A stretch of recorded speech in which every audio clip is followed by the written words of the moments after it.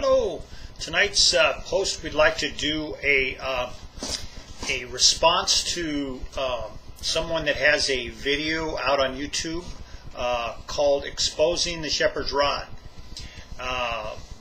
We have noticed this over the last year and a half, 2 years, and the person has posted another post, and because we are a lover of the truth, we wanted to post this to expose the false statements and false assumptions and so forth that this brother has put out there on YouTube. What we'd like to do is go over some of the points that he raised, so that as we are lovers of the truth, we can look and see how deception should be called out when you're attempting to put out something that quote is the truth. And so we'd like to start off with a couple quotes. The first one is from Ellen White, and it says, from Testimonies to Ministers, page 55, false teachers may appear to be very zealous for the work of God, and may expend means to bring their theories before the world and the church. But as they mingle air with truth, their message is one of deception, and will lead souls into false paths. They are to be met and opposed, not because they are bad men, but because they are teachers of falsehood, and are endeavoring to put upon falsehood the stamp of truth. Testimonies to Ministers, page 55.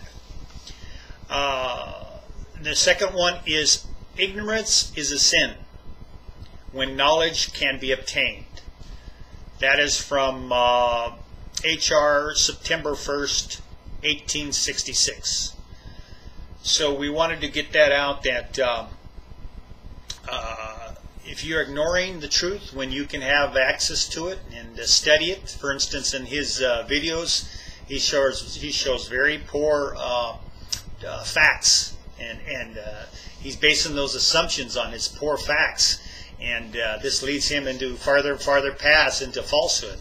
So this is an effort on our part to maybe awake the brother and point him out to some things that aren't right, and hopefully it'll straighten him out in this regard. Okay, so in his post, one of the things that he brought up is Testimonies for the Church, Volume 3, page 267. And he makes a big distinction of a couple things in that quote.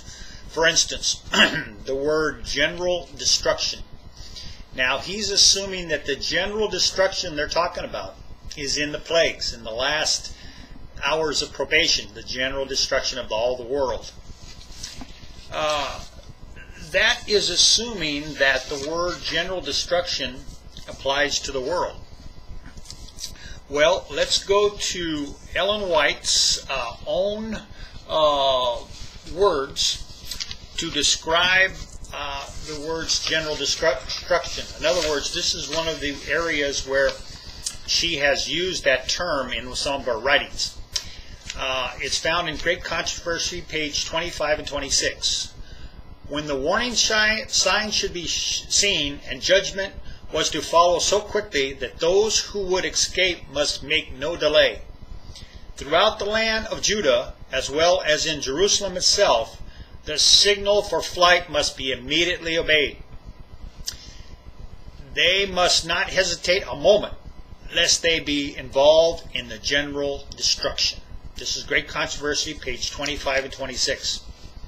Now, one of the things that we see here is that she's talking about the Jews, and when she says they will be involved in the general destruction, we can't take that as being everybody in the world being wiped out. It's just the Jews.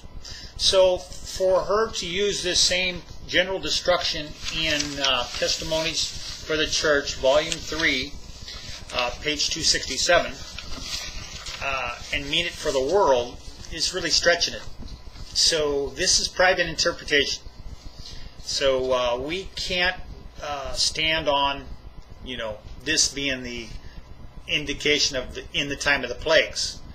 This is very weak. Then we have another point that he brings out. He says that the city in Ezekiel 9 represents the world. Brother, where do you get that from?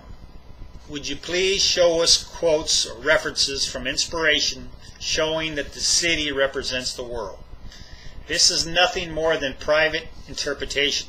And 1 Peter tells us specifically that Scripture is not of any private interpretation. So this is very wrong. In fact, in Ezekiel 9:4, it says, "Go through the city, through the midst of Jerusalem." Jerusalem has never, in inspiration, apart from the Bible, we're talking about the Ellen White writings, never been spoken of as the world. It's always been either the Jerusalem proper or the terms of the church, the Latter-day Church. Furthermore, city. The word city she has used in Acts of the Apostles. On chapter 1, page 12. The church is God's fortress, his city of refuge, which he holds in a revolted world. On page 13, she writes, "During ages of spiritual darkness, the church of God has been as a city set on a hill." So here we see two references connecting the city, the word city, with its church. But the greater point is this: for you to use Ezekiel 9 and say that the city equals the world, you can't do that, brother, unless you provide inspiration for that. So we really caution you to rethink this, maybe even straighten out your video, because this is bearing false witness unless you can back it up. You also go into another point. You say that Victor Houteff, it's not Houteff, by the way, the correct pronunciation is Houteff. Victor Houteff called himself or thought of himself as the David. And he never said that in all his writings, that he was the antitypical David. So again, you must provide proof, provide references for the people so that they see if you've got truth, back it up. But don't just say something and expect the people to buy it hook, line, and sinker. And when you make these accusations against somebody, particularly Brother Victor Houteff, we just want to caution you that this is nothing more than bearing false witness. Okay, and you made another comment, everything is going down, blah, blah, blah. And I assume that you're talking about the 1959 false prediction that has been falsely attributed to Brother Houteff. After Brother Houteff died in 1955, his wife took over, and she did a coup. In other words, the vice president, executive vice president, Elder E.T. Wilson, was next in line, but he happened to be sick. So immediately after Brother Houteff died, she called a executive council meeting and elected herself as leader. Then she subsequently went out and made terrible predictions and attempted to lead the Davidian movement, but in a false way. Something was wrong, and we've already went over this in some other testimonies in some of the videos. But Florence Houteff herself predicted that Ezekiel 9 would happen in 1959. And it did not, and consequently it was a big blow to the Davidian cause because many were confused. She claimed falsely that this was Brother Houteff's interpretation, which were never found in any of the writings. She falsely took it upon herself to make the 42-month antitypical antitype of the original 42 months in the scriptures to be placed in the future. And she started that right after Brother Houteff's death, and then said it would end in 1959, at which time Ezekiel 9 would happen. So for you to claim that this is Brother Houteff's doing is, again, false witness, brother. You need to correct that.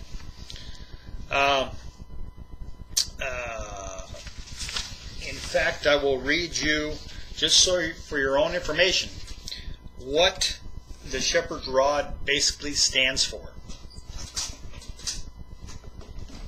In volume 1 of the shepherd's rod book, this is the very beginning of his writings.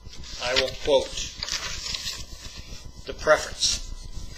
It is the intention of this book to reveal truth of the 144,000 mentioned in Revelation 7. But the chief object of this publication is to bring about a reformation among God's people. The truth herein contained is divided into 7 sections, giving proof from 7 different angles to prevent any doubt or confusion.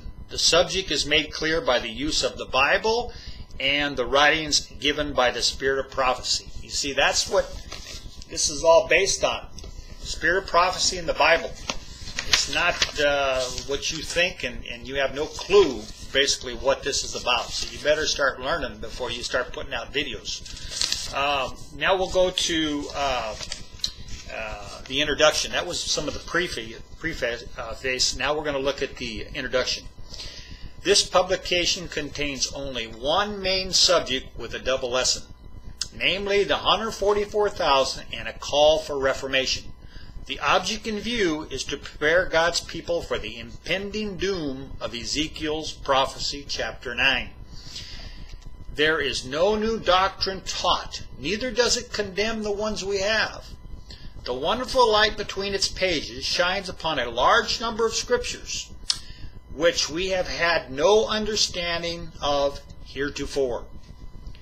The interpretation of these scriptures is supported entirely by the writings of Sister Ellen White, that is termed the Spirit of Prophecy. This publication does not advocate a new movement. Now, you had said in your writings that he was calling the church Babylon and all this. No, he never called the church Babylon. Again, that is a lie. Brother, you need to straighten that out as well in your video. The publication does not advocate a new movement, and it absolutely opposes such moves.